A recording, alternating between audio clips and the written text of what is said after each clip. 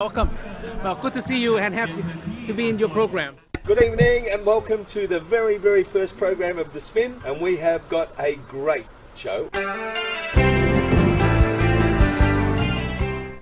Hello and welcome once again. Today I am talking about a subject that I thought I knew lots about, and turns out I knew nothing pretty much, and that is accessible gaming.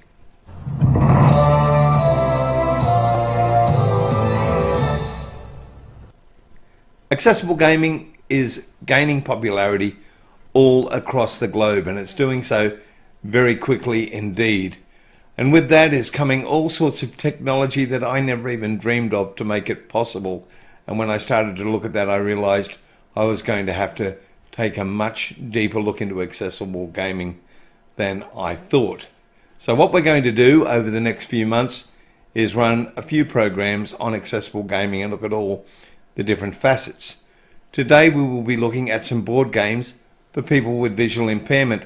But before we do that, let me just show you what I found when I started looking to explain why I decided to look into it more deeply.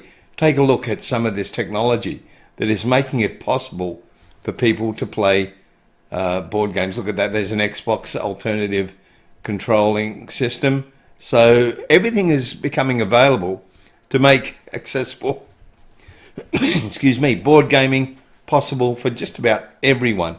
And let's face it, if you are behind your computer on the other side of the internet, you start off on a level playing field. Nobody knows your situation. Nobody knows what technology you're using to play the game. All they know is they're playing with you or against you, and it's as I said, a level playing field, and it's game on. So that's one of the great things, and that's why I know I need to spend more time having a look at the technology and learning more about it. So today we're just going to take a quick look at some board games for people with visual impairment. We're going to start off with a real classic, and that is Snakes and Ladders. So Snakes and Ladders is a beauty. I mean, it's a classic that families play and parents play with their kids. So if you have a visual impairment, how do you do it?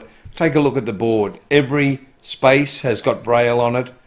The ladders stand out from the board. The snakes stand out from the board, so you can follow the ladders and the snakes and find out where you're going. You can know where you're up to. Have a look at the dice rolling system on the bottom right.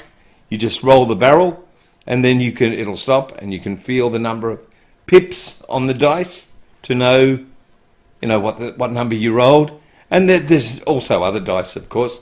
There's normal dice. There's one. Thanks, Carl. That's really easy to play any game with, the Yahtzee or whatever. Just get those dice.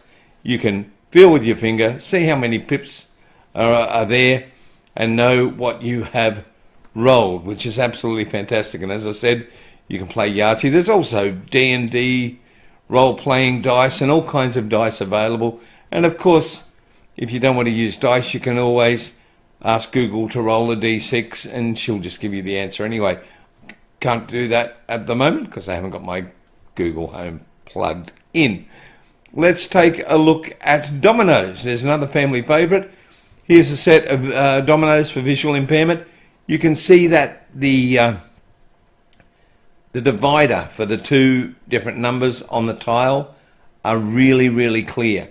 So you can feel one side of the divider, feel the number of pips and know the number, go back and feel the other side, know the number of pips, and play dominoes just the same as everyone. Everybody plays equally with the visually impaired domino set, and they are absolutely fantastic.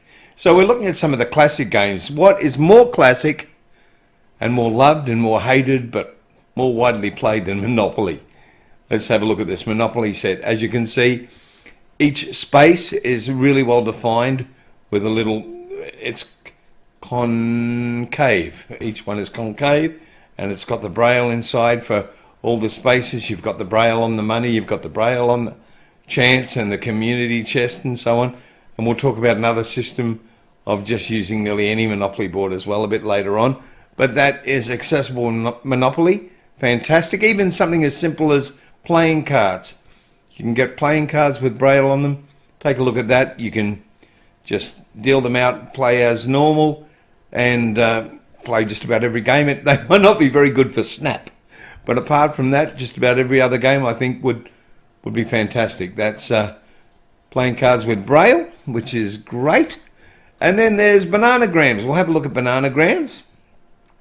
Bananagrams is like a fast-paced Scrabble, and all the 133 tiles have Braille, like you can see on the D on the top left-hand corner, and it just makes it nice and easy to play.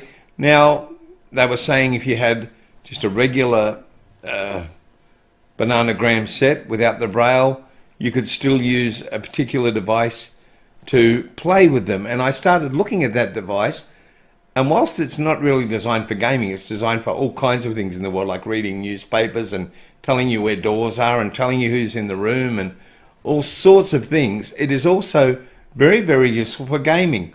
You can just point at a part of the board if you've got some site, and it'll tell you what the name of that spot is on the board.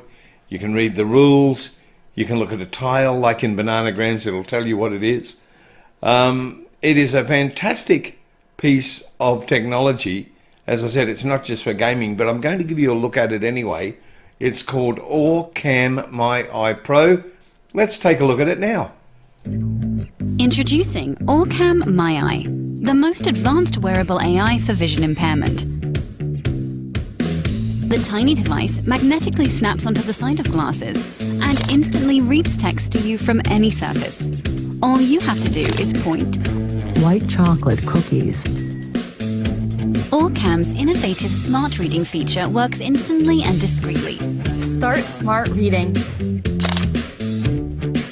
Read me the headlines. Found 2 headlines. First result, Orcam My Eye 2 named 2 times listed 1. Second result, Genesis Prize Foundation. Read me first article. Orcam My Eye 2, an Israeli-made system to... Orcam My Eye can also assist with your orientation. What's in front of me? 1 door to your left and 1 door to your right. Identifying objects and helping with your mobility. What's in front of me?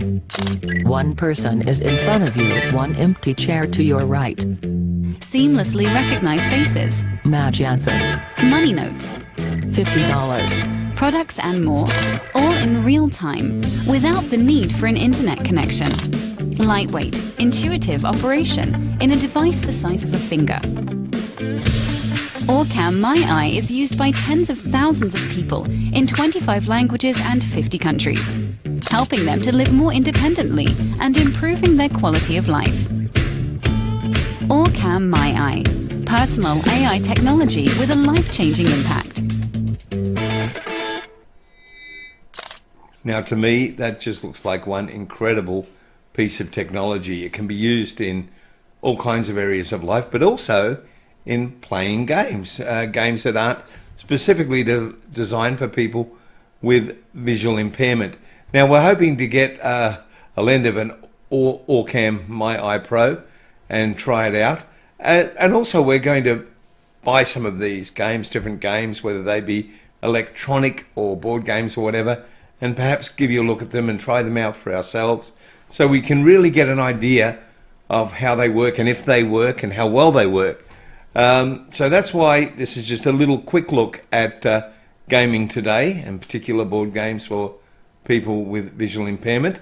So coming up for the rest of the month on Accessible Globe TV, our next program is on employment, and has COVID created more opportunities for employment for people with disabilities? And now, if you think about it, there's been a lot of people working at home during the lockdowns and so on, and employers have got used to people working at home, and that could really play very well into expanding the world of people that can work with all kinds of disabilities. So that's a great program coming up. And then after that, we've got one on intimacy and the sexual rights and needs of people with disabilities. Always an interesting subject to bring up, a controversial one sometimes, but one that I think needs to be talked about. And of course, on Halloween, after we've had fun scaring all the neighbourhood kids and giving out candy, we are going to do a Halloween special, talking to people from all around the globe on coming out of COVID, on reimagining travel for people, accessible travel, all sorts of things. And we will also have a very special guest. We'll have guests from England and France and all over the place, but a very, very special guest in Kun Krishna from Thailand. He's probably Thailand's most famous person with a disability, and he's going to talk to us about the upcoming Friendly Design Expo and how Thailand's coming out of COVID and all the plans for them as well. So those are the things coming up on Accessible Globe TV. Make sure that you subscribe. That would be a wonderful thing, particularly on YouTube. Lots of people are watching on Facebook, but if you could subscribe to YouTube, hit the notification bell. That would help us an awful lot. Thanks again to our sponsors, Simple Solutions in Harvey Bay, Hello World Travel in Harvey Bay, Totally Mobile. They do all sorts of scooter and accessible equipment. IOMI, they can make your whole house work automatically, and they're fantastic. And of course, thanks to the NDIS, who make my life better and help us to create these programs as well.